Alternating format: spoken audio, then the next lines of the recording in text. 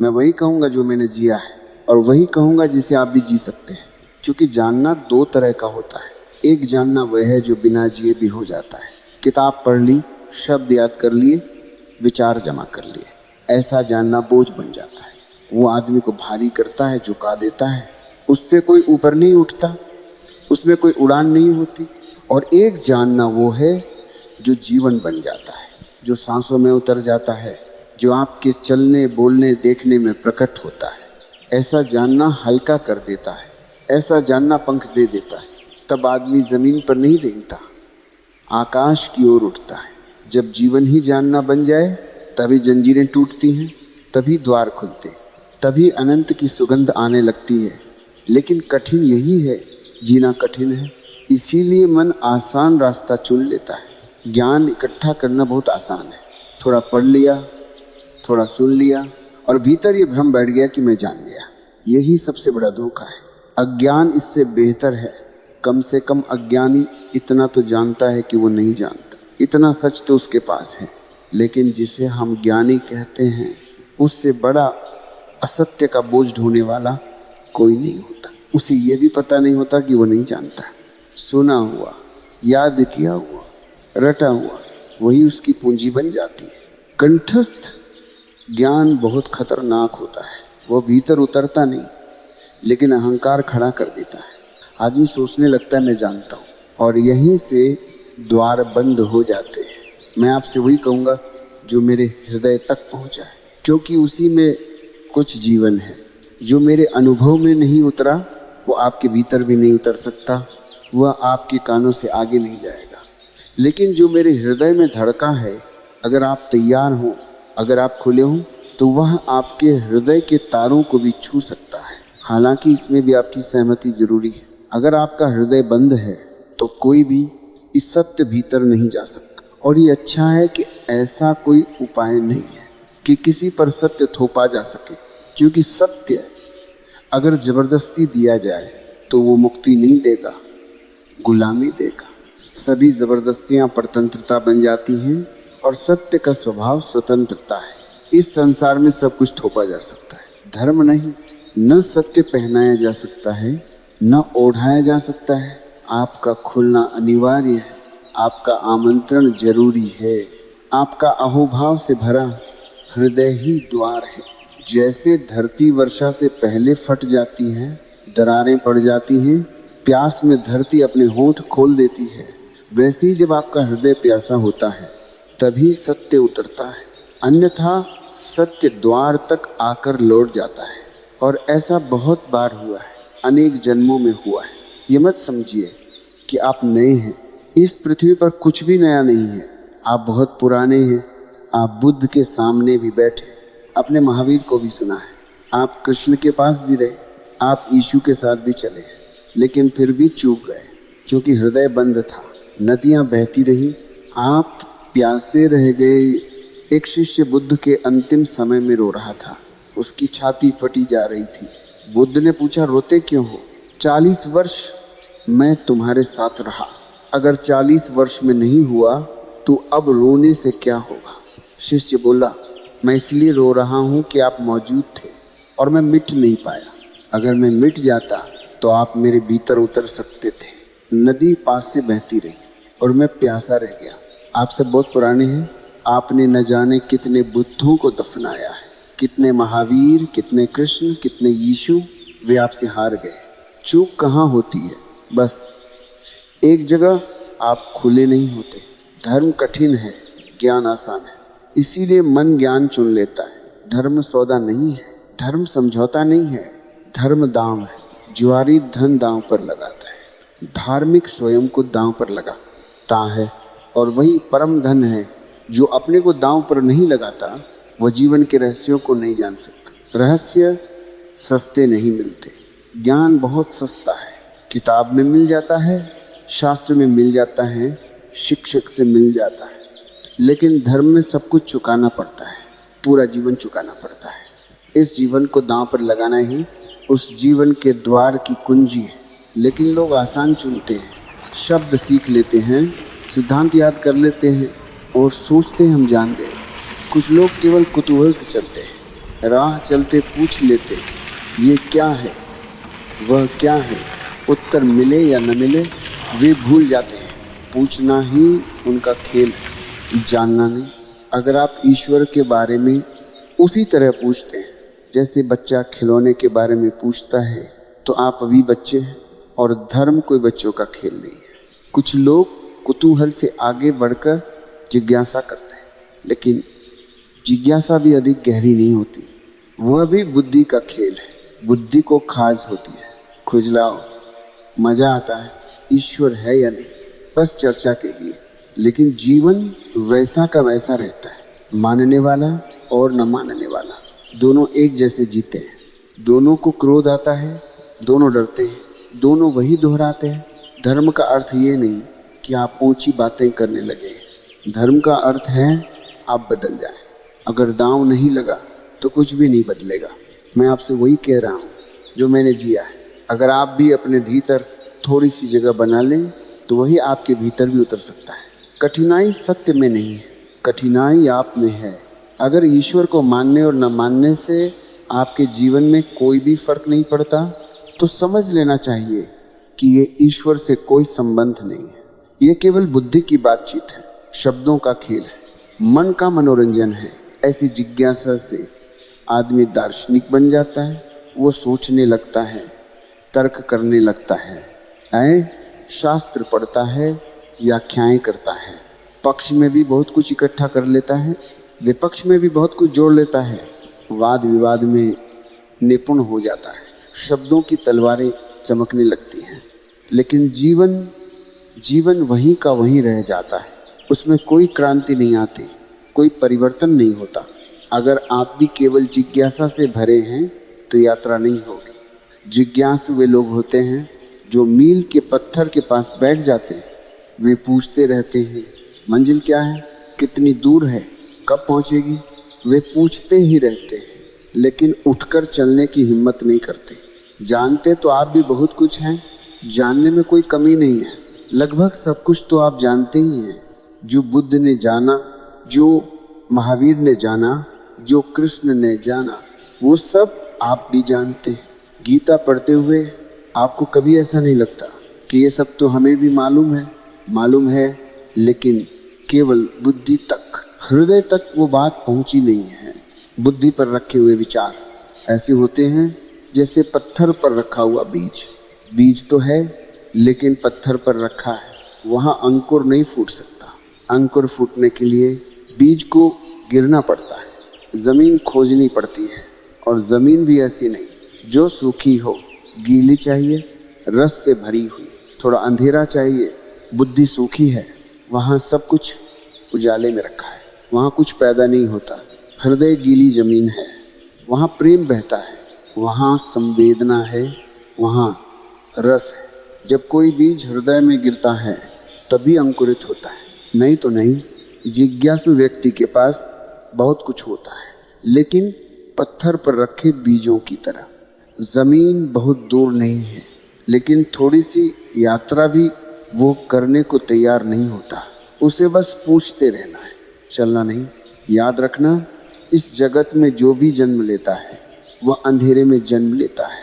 बीज मिट्टी में छिपता है, गर्भ में जीवन पलता है। जो भी पैदा होता है वह गहन मौन चाहता है, एकांत चाहता है। बुद्धि में सब कुछ खुले प्रकाश में पड़ा रहता है, वहां जन्म नहीं होता। इसलिए जो लोग सिर्फ जिज्ञासा से जीते हैं वही विद्वान बन जाते हैं, पंडित बन जाते हैं, ज्ञानी कहलाने लगते हैं। लेकिन उनके भीतर कोई नया जीवन नहीं जन्मता, कोई फूल नहीं खिलता, कोई सुगंध नहीं उठती। एक और दिशा है खोज की, और वही असली है। उसे कहते हैं मुमुक्षा।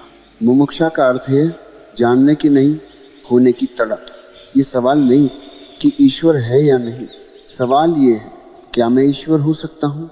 अगर ईश्वर हो भी और मैं ईश्वर न हो सकूं तो उसका क्या अर्थ है। ये सवाल नहीं कि मोक्ष है या नहीं, सवाल ये है क्या मैं मुक्त हो सकता हूँ। अगर कहीं मोक्ष हो और मैं उसमें प्रवेश न कर सकूं तो मेरे किस काम का।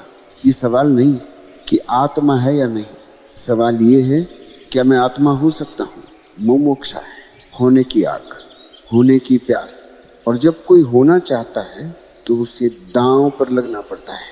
इसीलिए मैं कहता हूँ, धर्म जुआरियों का काम है, व्यापारियों का नहीं, हिसाब लगाने वालों का नहीं। जो अपने को दांव पर नहीं लगाता वह कुछ भी नहीं पाएगा। मैं वही कहूँगा जो मैंने जिया है, जो मेरे अनुभव में उतरा है। अगर आप भी अपने को दांव पर लगाने को तैयार हैं तो वही अनुभव आपका भी बन सकता है। अनुभव किसी की निजी संपत्ति नहीं है। जो भी लेने को तैयार हो, अनुभव उसका हो जाता है। सत्य पर किसी का अधिकार नहीं। जो मिटने को राजी है वही उसका अधिकारी हो जाता है। जो अपने हृदय के द्वार खोल देता है, जो पुकारता है, सत्य उसी के भीतर उतरता है। इसीलिए मैंने यह उपनिषद चुना है। ये सिद्धांतों की किताब नहीं है, ये अनुभव की भाषा है। यहाँ बातें नहीं हैं, इशारे हैं। कुतूहल से पैदा हुई बातें नहीं हैं, जिज्ञासा से उपजी चर्चा नहीं है। ये उन लोगों के इशारे हैं जो मुमुक्षा से भरे थे, और उनके भी जिन्होंने पा लिया था। कुछ लोग ऐसे भी होते हैं जिन्होंने नहीं पाया, लेकिन मार्गदर्शन देने का मजा छोड़ नहीं पाते। दुनिया में सबसे ज्यादा जो चीज दी जाती है वह है सलाह, और सबसे कम जो ली जाती है वह भी सलाह ही है। हर कोई देता है, कोई लेता नहीं, क्योंकि सलाह देने में अहंकार को बहुत रस मिलता है। आप ऊपर हो जाते हैं, दूसरा नीचे। दान देने में कुछ खोना पड़ता है, सलाह देने में कुछ खोना नहीं पड़ता। जो आपके पास है ही नहीं उसे देने में कष्ट कैसा। इस उपनिषद में सलाह देने का सुख नहीं है, यहाँ बड़ी पीड़ा है। क्योंकि नेशी जो दे रहा है जानकर दे रहा है। बहुत थोड़े शब्द हैं लेकिन गहरे हैं, थोड़ी सी चोट है लेकिन सीधी हृदय में लगती है। अगर आप राजी हों तो तीर चूकेगा नहीं, इसलिए सावधान। ये सौदा खतरनाक है। यहाँ पागल हुए बिना कोई रास्ता नहीं है। यहाँ अपने को मिटाए बिना पाने का कोई उपाय नहीं। जो खोते हैं वही पाते हैं। उपनिषद यहाँ सिर्फ एक आड़ है, एक पर्दा है। सीधा तीर मारा जाए तो बचने की संभावना रहती है, आड़ से मारा जाए तो बचना कठिन हो जाता है।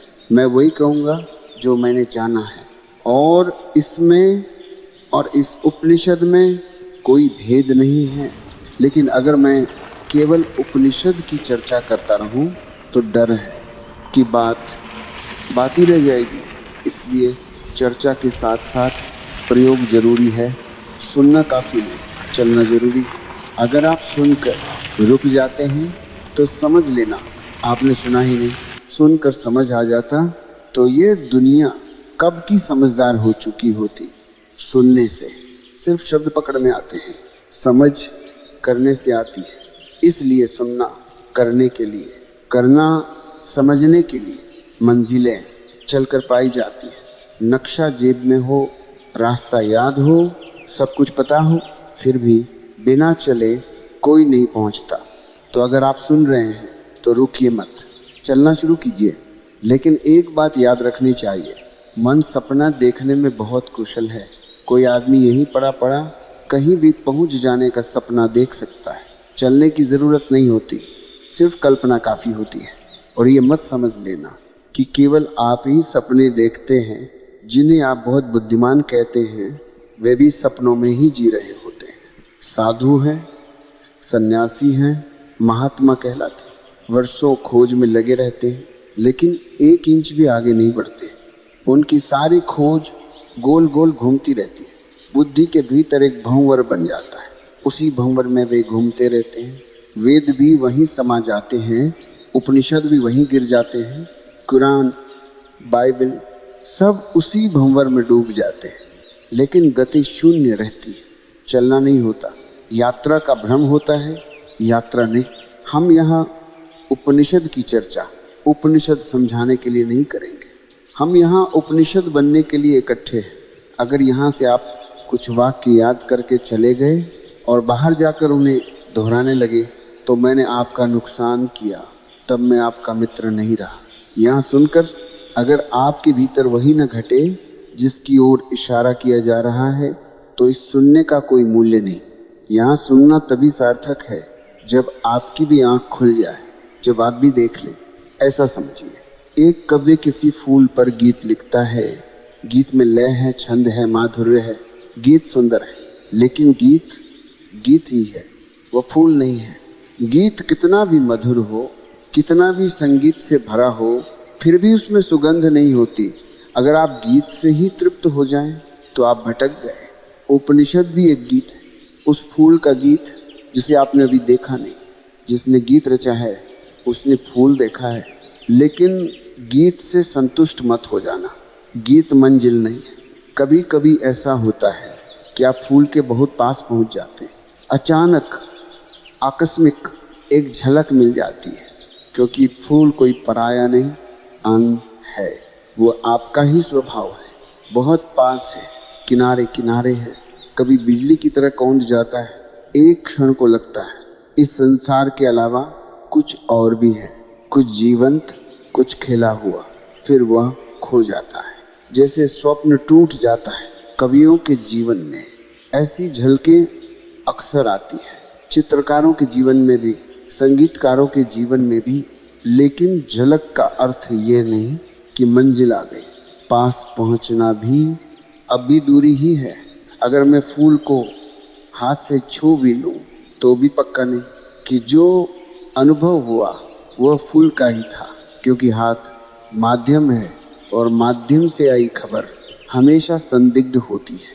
हाथ के फूल ठंडा है, जरूरी नहीं कि फूल ठंडा हो, संभव है हाथ गर्म हो, जो भी खबर आती है वह माध्यम के रंग में रंगी होती है। एक साधिका का संस्मरण है, वह एक गुरु के पास साधना कर रही थी।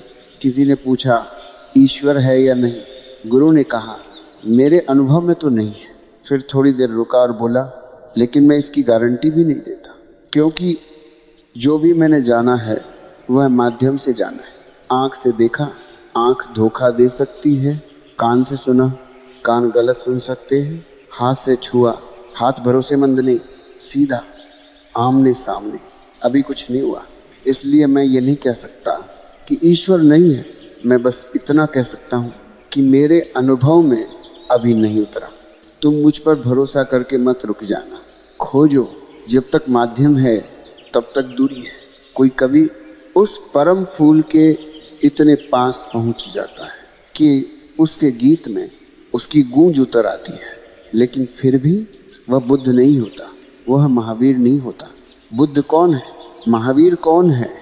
वह चैतन्य जो फूल को देखता नहीं बल्कि फूल हो जाता है, जब देखने वाला और देखा गया तो नहीं रहते। उपनिषद उसी अवस्था का गीत है। मेरे पास लोग आते, वे कहते हैं ध्यान में अद्भुत अनुभव हुआ, प्रकाश फैल गया, आनंद बहने लगा, फिर सब खो गया।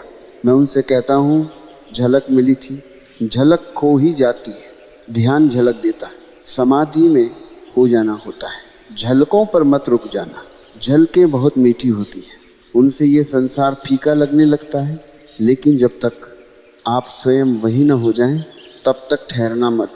ईश्वर को मानने से नहीं, ईश्वर होने से संतोष आता है। वह अभी और यही है, कोई दूरी नहीं, सिर्फ कुछ जीने वस्त्र हैं। वस्त्र बहुत पतले हैं लेकिन पकड़ गहरी है। पकड़ इसलिए है क्योंकि हमने मान लिया है कि यही वस्त्र हम हैं। इस उपनिषद में उन्हीं वस्त्रों के पार इशारे, इसके साथ ध्यान होगा ताकि झलक मिले, और लक्ष्य होगा समाधि, ताकि हो जाना घटे। उपनिषद प्रार्थना से शुरू होता है। प्रार्थना का अर्थ मांगना नहीं है, प्रार्थना का अर्थ है आस्था, यह स्वीकार करना कि मैं अकेला कुछ नहीं हूँ, मैं इस पूरे अस्तित्व से जुड़ा हूँ, मुझ अकेले से कुछ भी नहीं हुआ, संसार तक नहीं जीता गया, तो सत्य की यात्रा मैं अकेले कैसे करूं? प्रार्थना यही स्वीकार है। धर्म की यात्रा प्रार्थना से शुरू होती है। संसार में देखने पर ऐसा लगता है कि कुछ लोग जीत गए, ऊपर से देखने पर लगता है किसी ने धन पा लिया, किसी ने पद पा लिया, किसी ने नाम कमा लिया, लेकिन अगर जरा भीतर झांक कर देखा जाए तो सच कुछ और ही है। भीतर से हर आदमी हारा हुआ है। जो जीतता हुआ दिखाई पड़ता है वह भी, बस फर्क इतना है कि कुछ लोग अपनी हार को ढक लेते हैं और कुछ लोगों की हार खुली पड़ी रहती है। आप भी अपने भीतर कभी ना कभी ये अनुभव करते होंगे कि कुछ खाली है, लेकिन बाहर से लोग आपको देखकर सोचते हैं ये आदमी तो सफल है, इसने तो पा लिया। आपसे भी पीछे खड़े लोग हैं जो आपको देखकर ईर्ष्या करते हैं, जो मानते हैं कि आप जीत गए। लेकिन भीतर से अगर ईमानदारी से देखें तो हर आदमी हारा हुआ है। संसार पराजय की एक लंबी कथा है। यहाँ जीत होती ही नहीं। ये संसार का स्वभाव नहीं है कि यहाँ जीत हो। यहाँ हार नियति है। ये किसी व्यक्ति की हार नहीं है, यह संसार में होने की हार है। जो भी संसार में उलझता है वह अंततः हारता है। हम वहाँ भी नहीं जीत पाए जहाँ सब कुछ क्षुद्र था, जहाँ सब कुछ अस्थाई था, जहाँ सब कुछ स्वप्न जैसा था, जिसे शंकर माया कहते हैं। उस माया में भी हम हार गए। भ्रम में भी जीत न पाए, सपने में भी जीत न पाए। तो फिर यथार्थ में, सत्य में, अकेले अपने बल पर हम क्या कर लेंगे? यहीं से प्रार्थना का जन्म होता है। प्रार्थना का अर्थ ये नहीं है कि कोई बहुत धार्मिक आदमी भगवान से कुछ मांग रहा है। प्रार्थना का अर्थ है एक गहरे अनुभव से उपजा स्वीकार। वह स्वीकार की मैंने जन्मों जन्मों तक कोशिश की, संघर्ष किया, दौड़ा, लड़ा और हर बार हार गया। अगर क्षुद्र में हार गया तो विराट में मेरी क्या सामर्थ्य है? यही प्रार्थना का बीज है। इसलिए शिव पूरे जगत को पुकारता है। वह कहता है मुझे अकेला मत छोड़ो, मुझे साथ दो। वह सूर्य को पुकारता है, वह वायु को पुकारता है, वह इंद्र को, वरुण को, जीवन की समस्त शक्तियों को पुकारता है। ये कोई अलग अलग देवता नहीं है, ये नाम है जीवन की अनंत शक्तियों के। सूर्य को सबसे पहले पुकारा गया क्योंकि सूर्य के बिना जीवन नहीं है। हमारे भीतर जो ऊर्जा है, जो ताप है, जो चेतना है, वह सूर्य से ही आई है। अगर वहाँ सूर्य बुझ जाए तो यहाँ सब बुझ जाए। सूर्य हमारा प्राण है। फिर प्रार्थना में वायु को विशेष रूप से नमस्कार किया गया। ये बहुत अद्भुत है क्योंकि वायु दिखाई नहीं देती। जो दिखाई नहीं देता उसे प्रत्यक्ष ब्रह्म कहा गया। आमतौर पर हम सोचते हैं जो दिखाई दे वही प्रत्यक्ष है। पत्थर दिखाई देता है, पहाड़ दिखाई देता है, सूर्य दिखाई देता है, लेकिन वायु दिखाई नहीं देती। फिर भी है इतनी निकट है कि हर क्षण हमारे भीतर आ जा रही है। तो ये गया निश्चय कहता है हे वायु तुम प्रत्यक्ष ब्रह्म हो। इसका अर्थ यह नहीं है कि वायु ही ब्रह्म है। इसका अर्थ यह है कि जैसे वायु दिखाई नहीं देती और फिर भी हर जगह मौजूद है, वैसे ही ब्रह्म भी है। वह दिखाई नहीं देता लेकिन हर क्षण हमें छू रहा है। हमारे पास देखने की आंख बहुत स्थूल है। हम मोटी चीजें देख लेते हैं, सूक्ष्म नहीं देख पाते। वायु सूक्ष्म है, इसीलिए आंख से नहीं दिखती, लेकिन जीवन उसी पर टिका है। ठीक ऐसा ही सत्य है, ठीक ऐसा ही ब्रह्म है। वह अभी और यहीं है, हमारे भीतर भी है, बाहर भी है, लेकिन हमारी आंखें उसे नहीं देख पाती। इसलिए ऋषि वायु को माध्यम बनाता है। वह कहता है जिसे तुम जानते हो उसी से उस तक संकेत ले लो जिसे तुम नहीं जानते। फिर वो कहता है सत्य और छात्र मेरी रक्षा करें, आचार्य की भी रक्षा करें। देवताओं से यहाँ अर्थ है जीवन की वे सभी शक्तियाँ जिनसे मिलकर हम बने हैं। आप अकेले नहीं हैं, आप एक विराट जाल का हिस्सा हैं। आपके भीतर सूर्य भी है, वायु भी है, जल भी है, पृथ्वी भी है, आकाश भी है। अगर किसी एक आदमी को पूरी तरह जान लिया जाए तो पूरे अस्तित्व को बीज रूप में जान लिया गया। इसलिए ये प्रार्थना सहायता मांगने की नहीं है, ये जुड़ाव की घोषणा है। लेकिन यहाँ एक प्रश्न उठता है, क्या सूर्य सचमुच आपकी सहायता करेगा? क्या वायु सुन लेगी आपकी प्रार्थना?